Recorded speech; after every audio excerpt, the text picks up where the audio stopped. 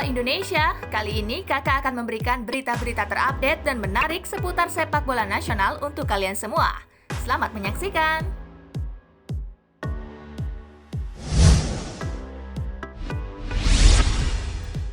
Asisten Sinteyong di Timnas U19 mengundurkan diri.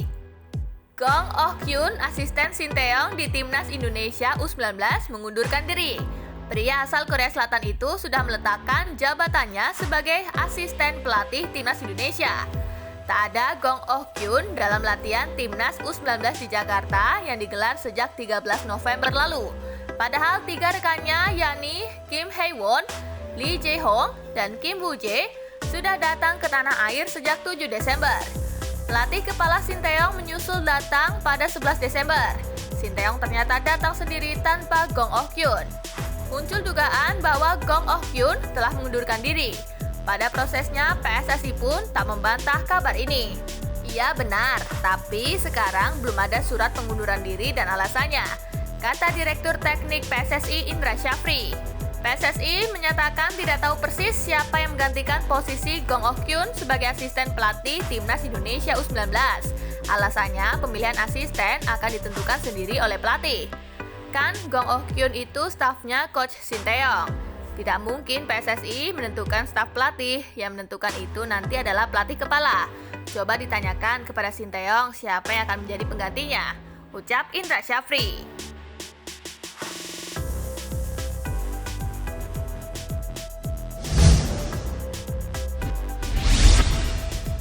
Piala Dunia U20 batal tahun depan, Timnas U19 tetap ke Spanyol.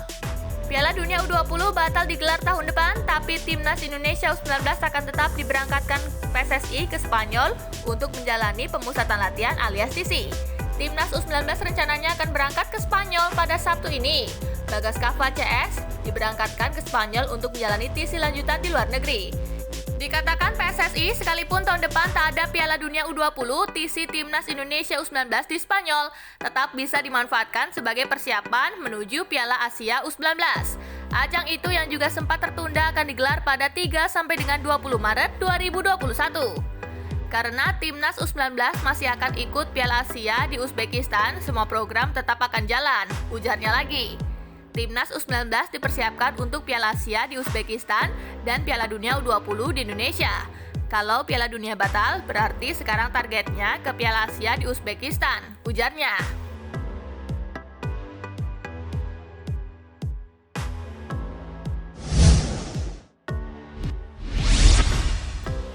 Nasib Elkan Bagot CS di Piala Dunia U20 2023.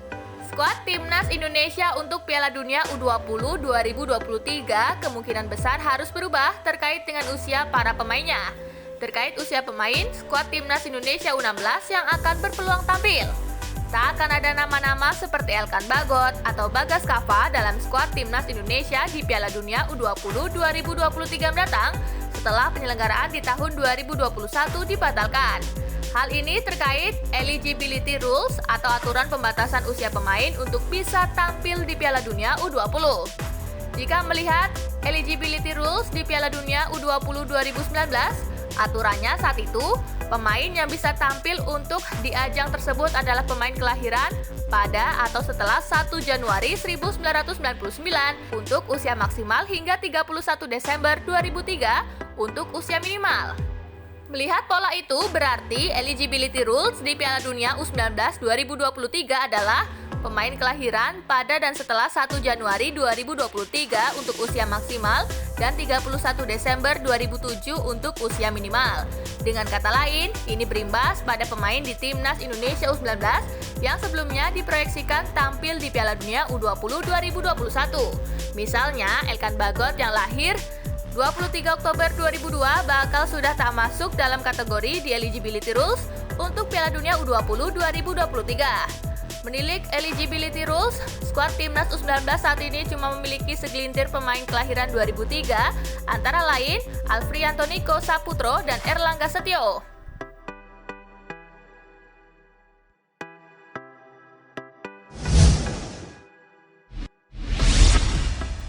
Beratnya tugas Sinteyong bersama Timnas Indonesia meski Piala Dunia U20 ditunda. Meski gelaran Piala Dunia U20 telah resmi ditunda, namun pelatih Timnas Indonesia Sinteyong masih memikul beberapa tugas berat serta target tinggi sepanjang tahun 2021 mendatang. Walau satu kompetisi besar dipastikan batal bergulir, namun tugas berat tampaknya masih menanti pelatih Timnas Indonesia Sinteyong sepanjang tahun 2021 mendatang. Pasalnya, pelatih asal Korea Selatan tersebut masih harus mendampingi Timnas Indonesia berbagai jenjang umur tampil di sejumlah kompetisi. Melansir dari laman resmi PSSI, diketahui setidaknya ada 5 turnamen yang bakal dijalani skuad Garuda, mulai dari Piala Asia U19, kualifikasi Piala Asia U22, SEA Games 2021, lanjutan kualifikasi Piala Dunia 2022 zona Asia, serta Piala AFF 2020.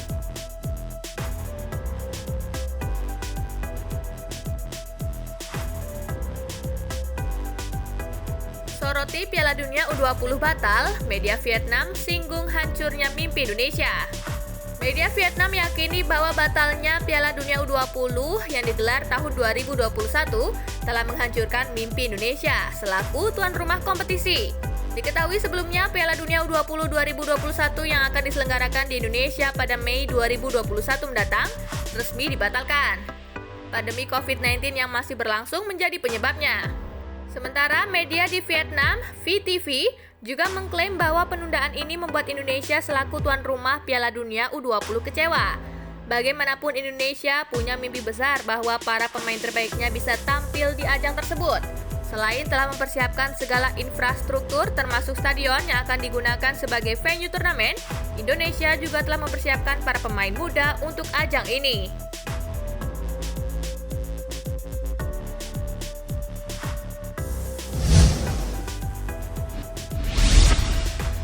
Sadil Ramdhani optimis prestasi Indonesia makin meningkat di SEA Games 2021. Pemain Bayangkara Solo FC, Sadil Ramdhani menjadi salah satu pemain yang ambil bagian dalam pemusatan latihan di Jakarta proyeksi SEA Games 2021. Ia mengaku antusias berlatih di bawah besutan pelatih Sinteyong. Sadil bahkan optimis keberadaan Sinteyong dapat berefek positif dengan performa timnas di SEA Games nantinya. Kami bersama coach latihan perdana ini sangat menyenangkan dan tidak terlalu berat. Coach Shin sangat memfokuskan setiap pemain dari fisik, disiplin, dan mental. Tuturnya seperti dilansir dari situs resmi Bayangkara Solo FC. Di timnas kali ini, ia pun ingin membalas kekalahan di final SEA Games 2019 yang kala itu Garuda Muda takluk dari Vietnam di laga final sehingga hanya membawa pulang medali perak dari Filipina. Harapan Sadil semoga di SEA Games tahun depan dengan adanya Coach Sinteyong dan Coach Nova maupun jajarannya kami bisa sukses dan selalu diberkahi dengan permainan yang sangat luar biasa, katanya.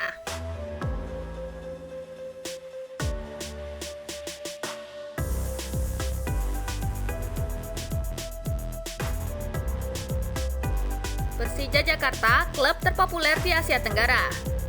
Persija Jakarta menjadi klub paling populer di Asia Tenggara. Kepastian tersebut setelah Federasi Sepak Bola Asia menggelar pemungutan suara yang ditutup pada kemarin 24 Desember 2020.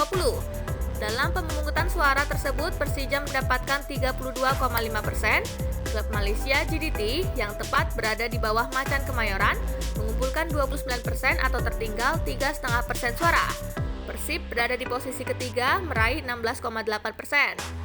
Urutan keempat diisi Perak FA dengan mengumpulkan 6,8%, Persebaya berada di peringkat kelima mengemas 6,12%. Peringkat keenam ada Arema FC yang mendapatkan perolehan sebesar 4,67%. Urutan berikutnya ada Hwang An-gyalai FC 2,65%, Buriram United 1,61%, Hanoi FC 0,93%, dan yang terakhir Western Sydney Wanderers 0,26%. Hasil tersebut membuat Persija dan GDT melaju ke pemungutan selanjutnya untuk benua Asia. Mereka bakal bertemu dengan kontestan lainnya dari benua kuning seperti Traktor SC Iran, Shanghai Shenhua China, hingga Suwon Samsung Blue Wings Korea Selatan. Pemungutan suara tingkat Asia tersebut dijadwalkan berlangsung pada Sabtu 26 Desember 2020. Satu hari setelahnya, AFC bakal mengumumkan kesebelasan mana yang menjadi juaranya.